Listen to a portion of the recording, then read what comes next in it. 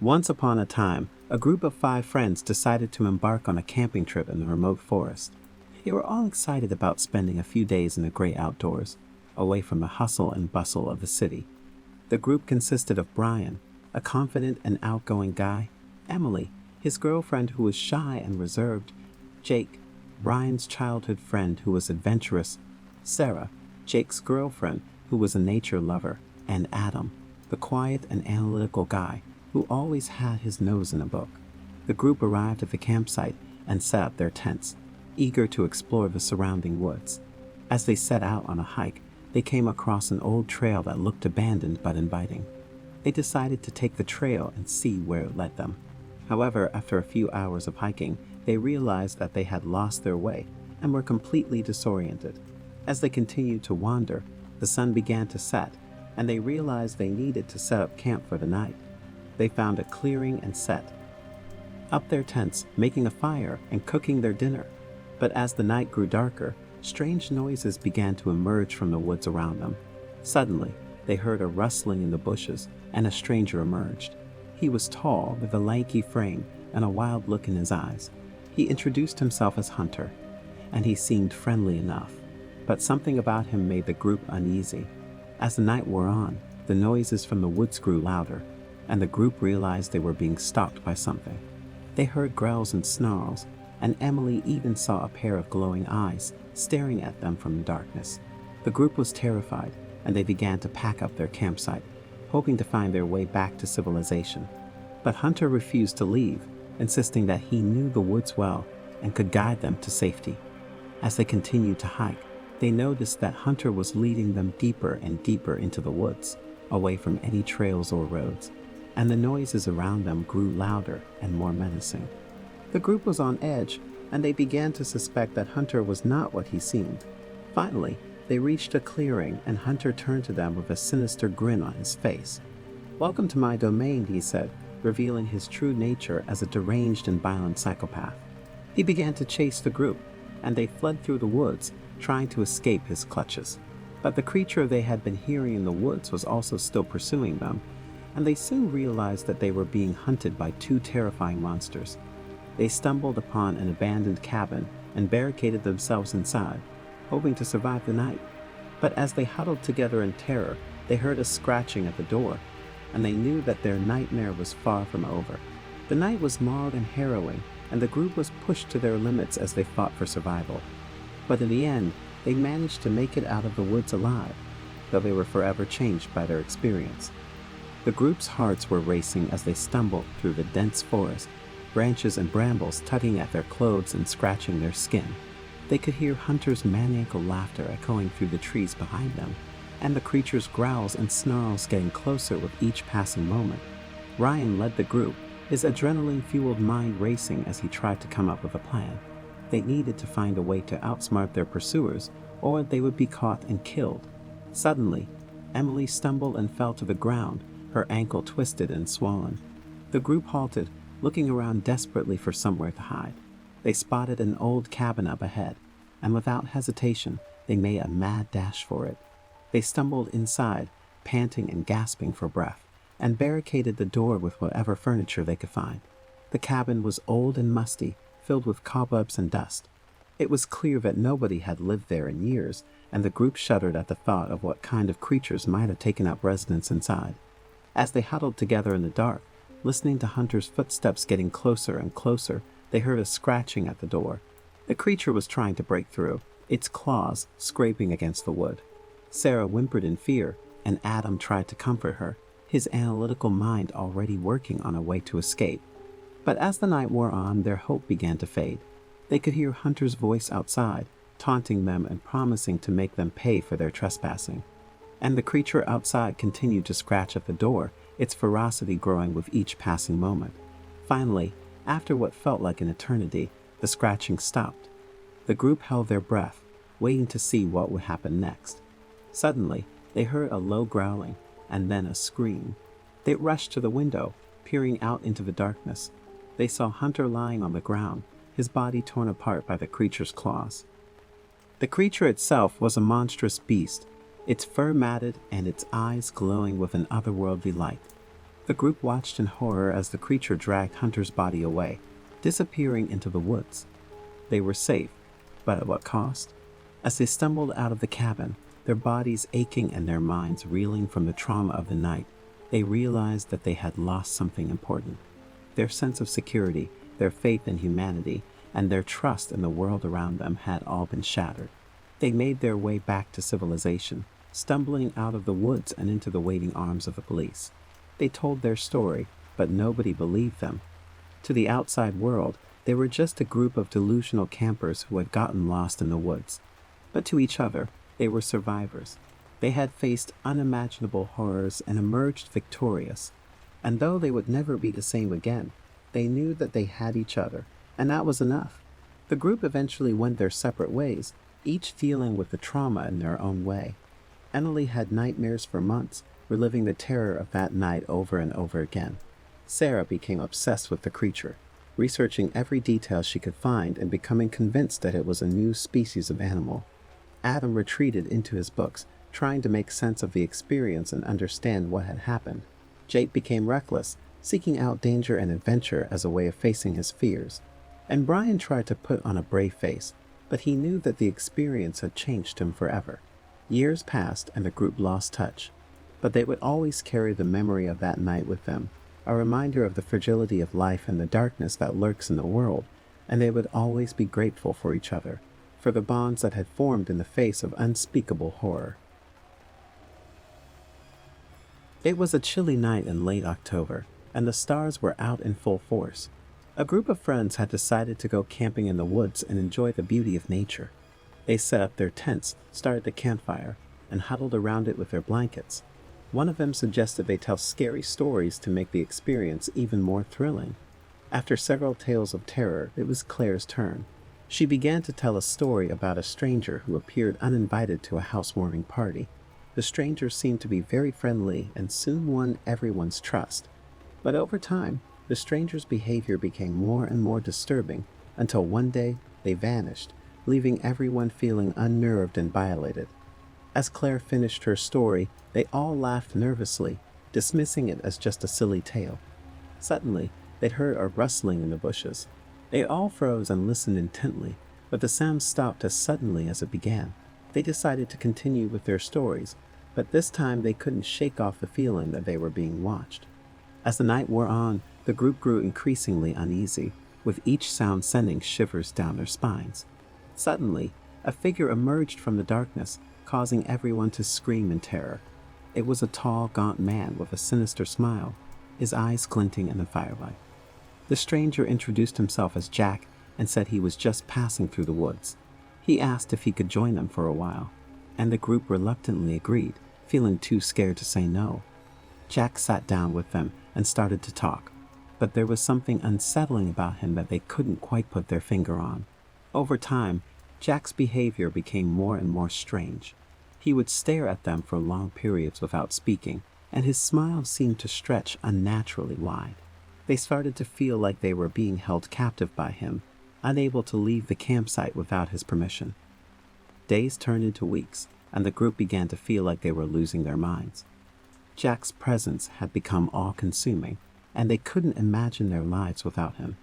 He had become their uninvited guest, and they couldn't shake him off. As the days went by, Jack's behavior became more erratic. He would sometimes disappear for hours on end, only to return with a sinister grin on his face. The group began to suspect that something was seriously wrong with him, but they were too afraid to confront him and too scared to leave without him. As the weeks turned into months, the group grew increasingly disturbed by Jack's presence. They started to notice strange symbols carved into the trees around the campsite and the sound of whispers in the night. They began to fear for their safety and for their lives. One night, while everyone was asleep, Clara woke up to find Jack standing over her, his eyes gleaming in the darkness. She screamed and woke everyone up, but by the time they had turned on their flashlights, Jack had disappeared into the woods. The group decided that they couldn't stay at the campsite any longer. They packed their things and left, hoping to never see Jack again. But as they walked through the woods, they couldn't shake the feeling that they were being watched. They heard strange noises in the distance and saw shadows moving through the trees. As they reached the edge of the woods, they heard a blood-curdling scream coming from the direction of their campsite. They all froze in fear, not knowing what to do. They could hear footsteps running towards them, and they braced themselves for the worst. But when the figure emerged from the darkness, it wasn't Jack. It was a park ranger who had come to check on the campsite. The group was relieved but also confused. What had happened to Jack? Had he been the one making the strange noises and carving symbols into the trees? They decided to report their experience to the ranger and let the authorities investigate. Days turned into weeks, and the group tried to move on with their lives, but the memory of Jack and their terrifying experience in the woods lingered in their minds. They followed the news closely, hoping for any updates on the investigation. But there was nothing. No trace of Jack was ever found, and the symbols carved into the trees remained a mystery. Years went by, and the group lost touch with each other. But the memory of Jack and the uninvited guest that haunted their campsite stayed with them, a reminder that there are some things in this world that are beyond our understanding. It wasn't until a decade later that they heard about a man who had been arrested for a string of murders in a nearby town. His name was Jack, and he was known for his erratic behavior and strange symbols carved into the walls of his victims' homes. The group was shocked but not surprised. They realized that the uninvited guest who had haunted their campsite all those years ago was, in fact, a murderer. The group never forgot their experience in the woods, and it stayed with them for the rest of their lives. They often retold the story around campfires, warning others of the dangers of inviting strangers into their lives. But they also knew that sometimes the uninvited guest can come without warning, and that there are some things in this world that we can never fully understand or explain. The sun had just set as the Johnson family arrived at the deserted campground. The once popular spot was now overgrown with weeds and littered with debris. It had been years since anyone had visited, but the Johnsons were determined to have a fun camping trip. As they set up their tent and started a fire, they couldn't shake the feeling that something was off. The wind howled through the trees, and the rustling leaves seemed to whisper a warning.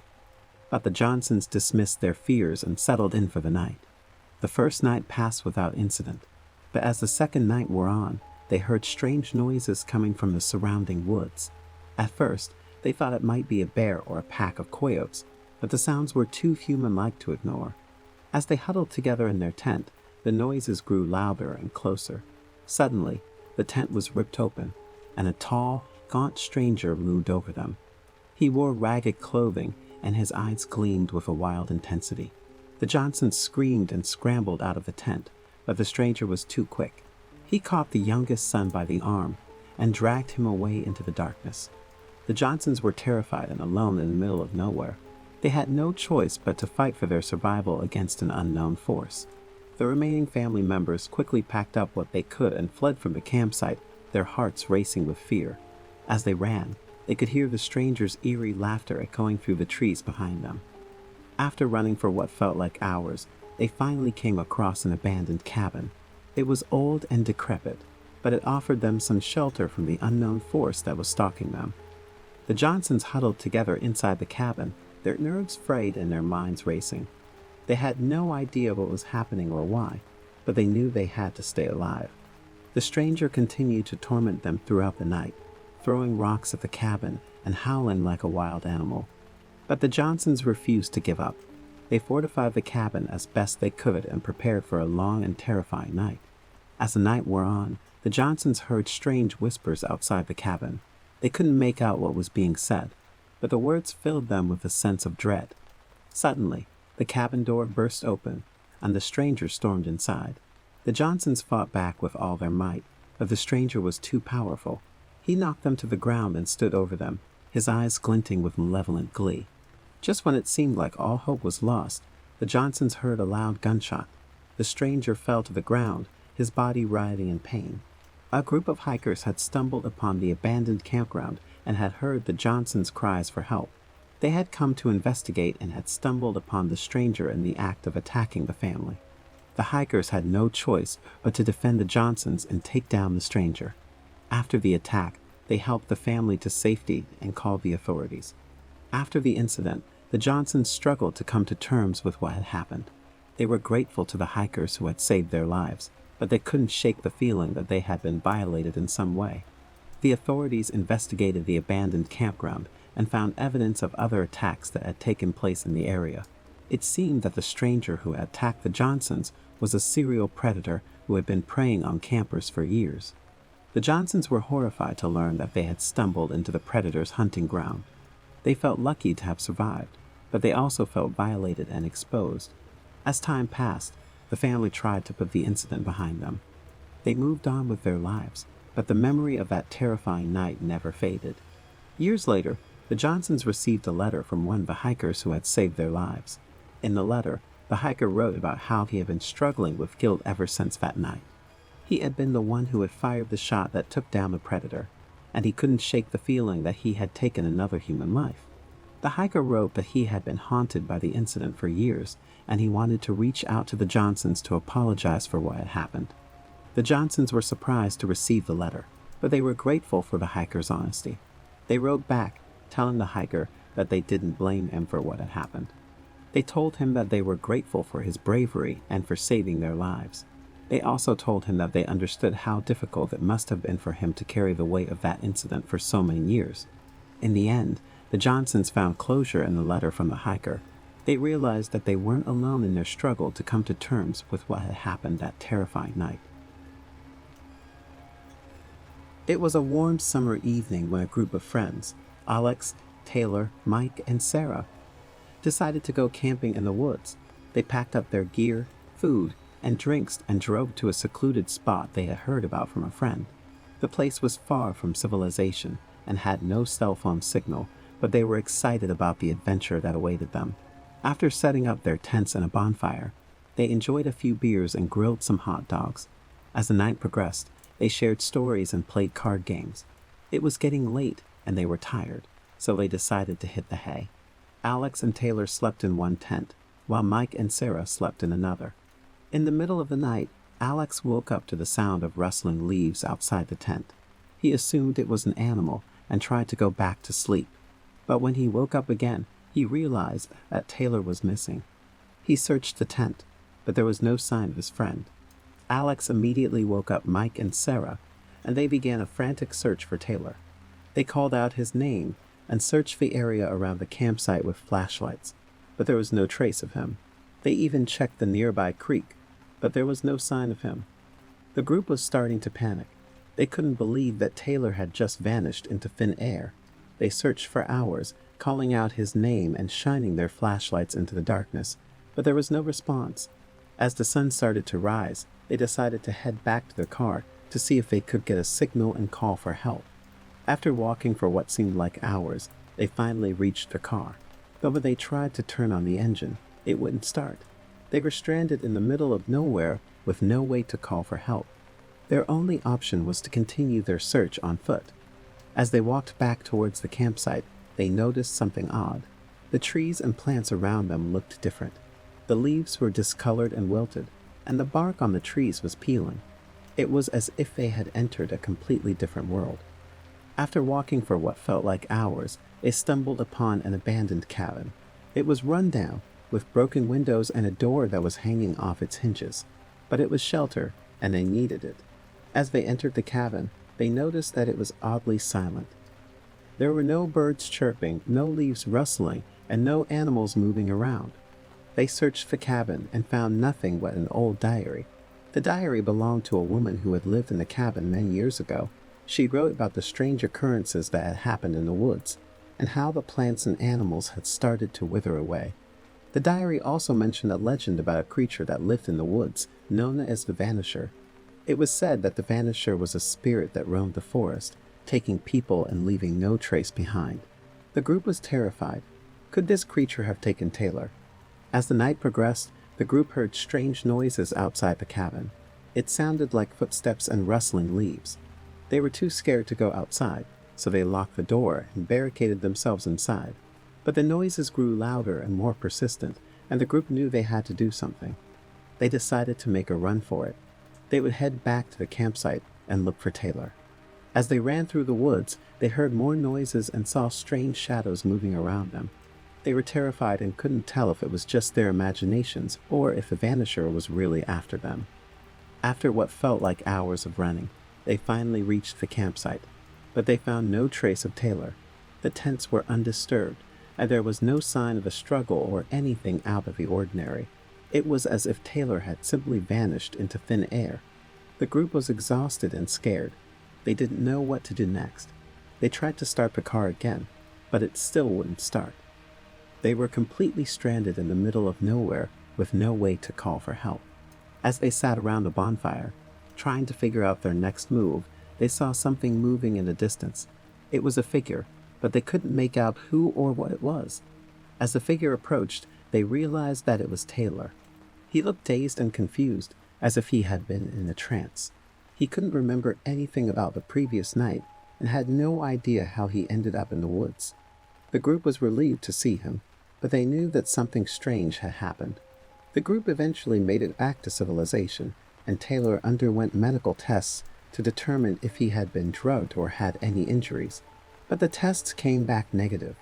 There was no explanation for what had happened to him. Years later, the group returned to the same spot in the woods to try and find answers. They found nothing out of the ordinary and went back home. They never spoke about what happened that night again. It was the end of summer, and a group of 5 friends decided to go camping in a remote forest. The forest was known for its picturesque landscapes and peaceful environment, and it was the perfect place for the group to escape from their hectic daily lives. They loaded up their gear and drove deep into the forest, searching for the perfect spot to set up their camp. After several hours of driving, they found a secluded area near a small lake. The area was surrounded by tall trees, and it was perfect for camping. They set up their tents and started the fire, roasting hot dogs and telling stories around the fire. As the night wore on, the group started to feel uneasy. They heard strange noises in the woods and felt like they were being watched. They shrugged it off as their imagination and went to bed. The next morning, they woke up to find strange symbols etched into the trees around their campsite. They thought it was just kids playing pranks, but they couldn't shake the feeling that something was wrong. They decided to explore the woods and stumbled upon a clearing. In the center of the clearing was a small altar with candles and symbols etched into the ground. As they were examining the altar, they heard footsteps behind them. They turned around to see a stranger dressed in a dark robe, staring at them with cold, emotionless eyes. The stranger didn't say anything, but the group felt an overwhelming sense of fear and dread. They ran back to their campsite, packed up their gear, and drove away as fast as they could. As they were driving, they noticed that their car was being followed by several vehicles. The vehicles were black SUVs with tinted windows, and they seemed to be following the group's every move. They tried to lose the SUVs, but the vehicles were relentless. They finally managed to lose them and arrived at the nearest town. The group tried to forget about the strange encounter, but they couldn't shake the feeling that they were being watched. They decided to go back to the forest to investigate further. They found a hidden trail that led deep into the woods, and they followed it until they stumbled upon a hidden cave. Inside the cave, they found a group of people dressed in dark robes, chanting and performing strange rituals. The group tried to leave quietly, but they were caught by the cult members. The cult members revealed their plans to sacrifice the group in a dark ritual to summon their deity. The group fought back with all their might, but they were outnumbered and outmatched. They were tied up and brought to the altar, where the cult members began the ritual. As the cult members chanted, the sky turned dark, and a storm began to brew. Lightning struck the altar, and a figure emerged from the darkness. It was the stranger they had encountered in the woods.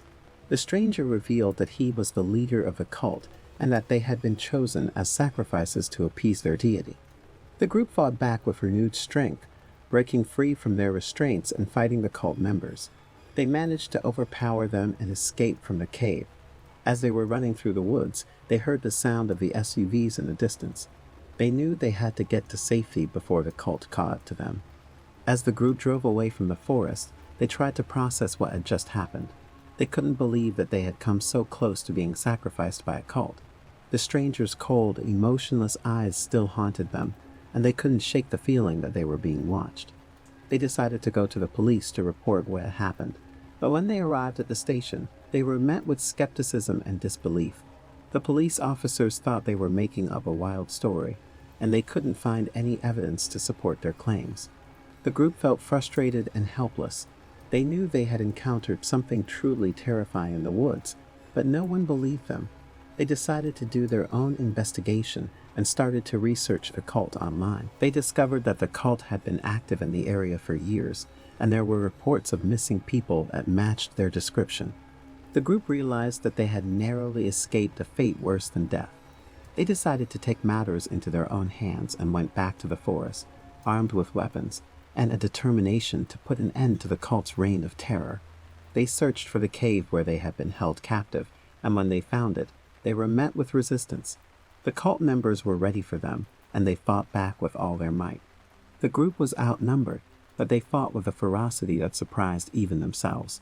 They managed to overpower the cult members and destroy the altar, putting an end to the dark rituals once and for all. As they were leaving the forest, the group noticed that the SUVs that had been following them were gone. They knew that they had finally put an end to the cult's reign of terror, but they couldn't shake the feeling that they were being watched. The group went their separate ways, but they remained in contact, bound by the trauma they had experienced in the woods. They knew that they had survived a nightmare, and they would never forget the horrors they had encountered. Years went by, and the group had moved on with their lives. They had families and careers, and the memories of their camping trip had faded into the past. But one night they all received an anonymous message, a single sentence that chilled them to the bone. "We're still watching." The group was shaken by the anonymous message. They couldn't believe that the cult was still watching them after all these years. They had thought they had put an end to the cult's reign of terror, but it seemed like they had only made things worse. The group decided to take action once again. They met up and discussed their next move. They decided to hire a private investigator to look into the cult's activities and see if they could find any evidence of their continued presence in the area. The investigator uncovered some disturbing information. The cult was still active, and they had been watching the group ever since their encounter in the woods. They had been waiting for the right moment to strike again. The group knew they had to act fast. They couldn't let the cult harm anyone else. They decided to go back to the woods one last time, armed with weapons and a determination to end the cult's reign of terror once and for all. When they arrived at the forest, they noticed that it was eerily quiet. There was no sign of the cult members or their SUVs. They cautiously made their way through the woods, searching for any signs of the cult's presence. As they were walking, they heard the sound of chanting in the distance. They followed the sound until they stumbled upon a clearing. In the center of the clearing was a large bonfire, and around it were the cult members, dressed in their dark robes. The group knew that this was their chance. They charged into the clearing, weapons at the ready, and engaged the cult members in a fierce battle. The cult members fought back with all their might, but the group was determined to end their reign of terror. The battle was intense, and both sides suffered heavy casualties. But at the end, the group emerged victorious. They had defeated the cult once and for all. They destroyed the altar and the symbols, ensuring that the cult could never perform their dark rituals again. As they were leaving the clearing, they noticed a figure standing in the distance. It was the stranger, the cult leader who had haunted their nightmares for years. He was watching them with those cold, emotionless eyes. The group charged towards him, but he disappeared into the darkness. They knew that they had finally put an end to the cult's reign of terror, but they couldn't shake the feeling that the stranger was still out there, watching them from the shadows. The group left the forest, battered and bruised but victorious. They had put an end to the cult's reign of terror, but they knew that they would never forget the horrors they had experienced. They would always be looking over their shoulders, wondering when the cult or the stranger would strike again.